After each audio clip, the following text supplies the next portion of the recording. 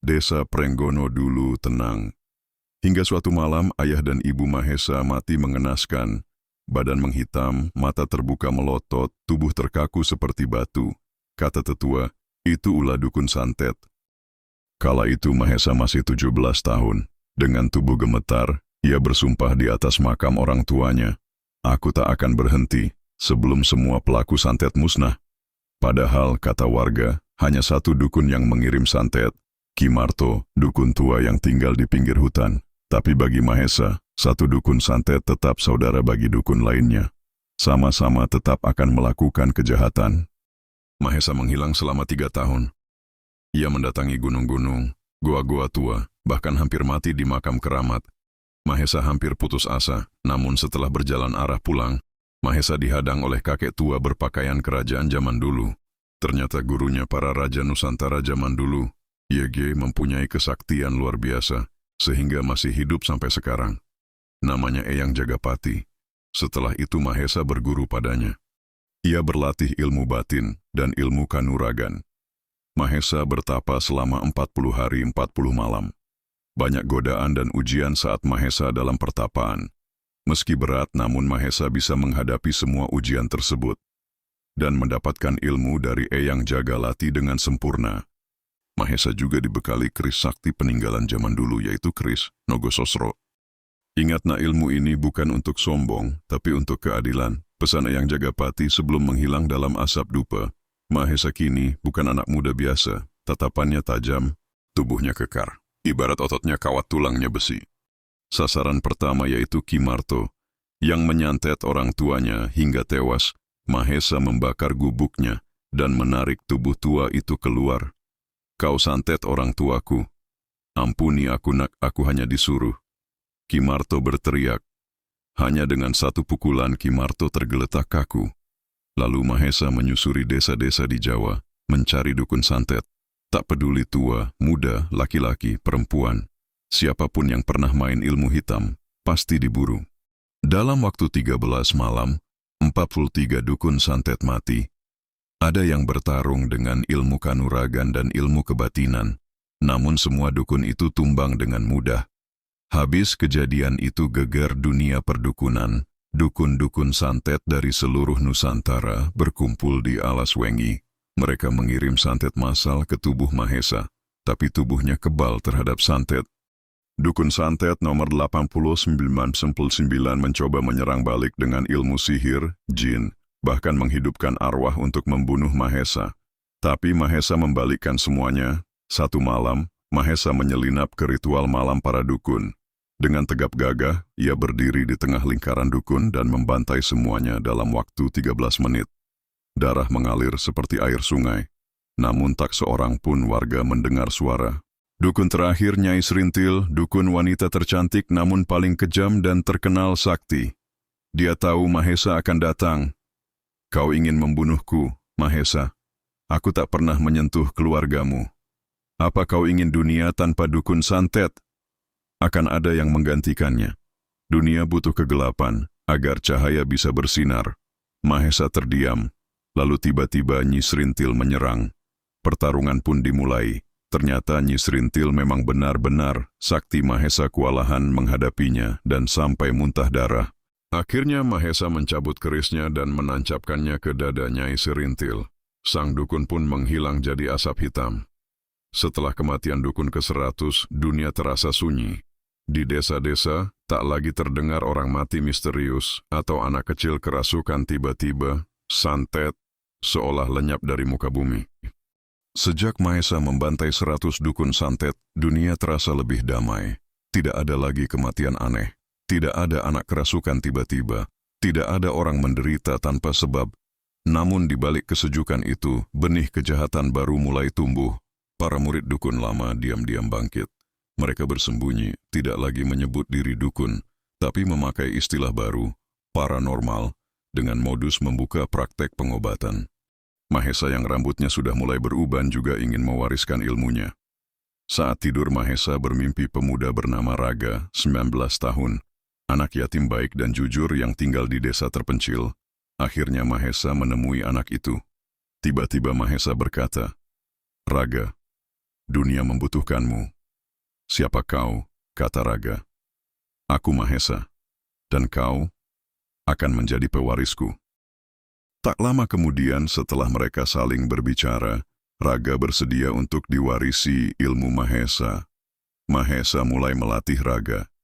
Setelah ilmu semua sudah diwariskan, Mahesa memberikan keris Nogo Sosro kepada Raga.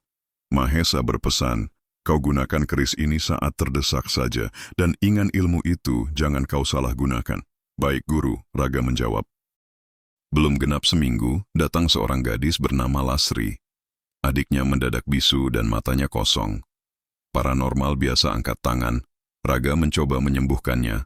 Raga mengikuti jejak energi hitam dan menemukan rumah tua. Di dalamnya, seorang wanita muda dengan senyum menyeramkan duduk, tubuhnya dipenuhi jimat dan paku. "Kau murid Mahesa ya? Kau tak bisa bersembunyi dari mataku. Kau bukan Mahesa. Kau belum siap." Dukun muda itu menyerang dengan ilmu bayangan, mengubah ruang menjadi kabut hitam dan suara lolongan. Tapi Raga memusatkan tenaganya ke keris pusaka. "Aku bukan Mahesa, tapi aku adalah akhir dari santet generasi kalian." Dengan satu tebasan, kabut terbelah dan tubuh sang dukun mencair jadi lumpur hitam. Adik Lasri tersadar dan roh yang terikat bebas. Raga kini mulai dikenal di kalangan gaib. Para dukun bayangan mulai resah. Ada yang menyebutnya bayangan Mahesa, ada juga yang bilang Mahesa bereinkarnasi. Tapi Raga tak tertarik jadi legenda. Ia keliling desa demi desa, menyamar jadi orang biasa, sambil mengobati, mengusir santet, dan membasmi ilmu hitam yang menyamar jadi ilmu spiritual. Namun jauh di dalam dunia gaib, jiwa para dukun santet lama yang mati belum tenang. Mereka menyatu membentuk satu sosok mengerikan, Raja Santet. Entitas balas dendam dari 100 dukun yang dulu dibantai, dan suara Mahesa kembali terdengar di angin malam. "Raga, waktumu belum selesai. Ujian terbesarmu baru dimulai." Setelah Raga membasmi beberapa dukun bayangan, dunia mulai terasa lebih ringan. Tapi itu hanya ketenangan palsu. Di malam Jumat Kliwon, angin mendadak berputar di langit desa Prenggono. Orang-orang mulai bermimpi buruk yang sama. Tubuh mereka terkunci, lidah terikat, dan sosok hitam raksasa dengan 100 wajah dukun mengintai di langit. Dukun-dukun warisan lama berteriak ketakutan. Dia bangkit. Raja Santet telah lahir. Raja Santet adalah perwujudan dari dendam 100 dukun santet yang dibantai Mahesa. Dari darah, roh, dan mantra terkutuk mereka, terbentuk satu entitas kegelapan yang tak bisa dibunuh dengan keris biasa. Ia tak bisa mati, karena ia bukan makhluk. Ia adalah kebencian murni. Raga bermeditasi dalam gua keramat, tubuhnya penuh keringat dingin. Tiba-tiba kabut gaib muncul, dan dari dalamnya, Mahesa muncul. "Raja Santet tak bisa kau lawan dengan kekuatan saja." "Lalu dengan apa guru?" "Dengan pengorbanan. Dengan ilmu yang tak diwariskan karena terlalu berbahaya." Mahesa memeluk Raga, dan dari dadanya, sebuah cahaya putih dipindahkan ke tubuh Raga. Ilmu itu bernama Sastra Suci Kelima, ilmu pamungkas Mahesa yang dulu ia sembunyikan, ilmu pemurni roh. Jika kau gagal, bukan hanya tubuhmu yang mati, jiwamu akan terikat selamanya dalam tubuh Raja Santet. "Aku siap." Mahesa tersenyum lalu menghilang. Di tengah padang ilalang malam itu, langit terbelah, Raja Santet muncul. Tubuhnya hitam pekat, lebih tinggi dari menara masjid, dan wajahnya ratusan. Ada wajah Ki Marto, Nyai Serintil, bahkan wajah Mahesa yang dipalsukan. Suaranya bergema seperti ribuan orang bicara serempak. "Mahesa sudah tiada. Pewarisnya akan kami telan." Raga berdiri, tubuhnya bersinar putih. Ia cabut keris warisan, dan mantra sastra suci mulai bergema dari mulutnya. Gelap kembali ke gelap, terang menyucikan bayang.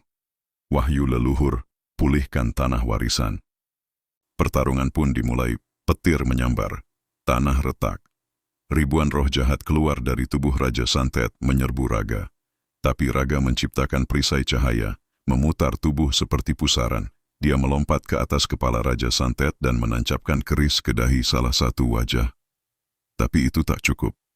Raja Santet menyerap energi dari tanah dan mengubah dirinya menjadi bayangan Mahesa palsu, menyesatkan Raga.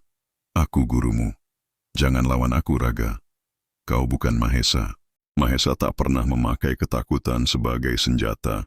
Dengan tenang, Raga membaca mantra terakhir. Tubuhnya mulai terbakar api putih. Aku serahkan tubuh dan jiwaku demi cahaya leluhur. Tubuh Raga menyatu dengan keris. Ia berubah menjadi sosok bersinar, wujud energi murni, dan menabrak jantung Raja Santet. Suara jeritan menggema ke seluruh dimensi. 100 wajah terbakar, tanah kembali damai, dan malam menjadi sunyi. Raja Santet lenyap dari keberadaan. Tubuh Raga ditemukan pagi hari oleh warga di tengah padang. Tak bernyawa, tapi senyumnya damai. Di sampingnya hanya keris pusaka yang tertancap. Makam Raga dibangun di atas bukit, tapi tiap malam Jumat Kliwon, cahaya putih kadang terlihat di atasnya.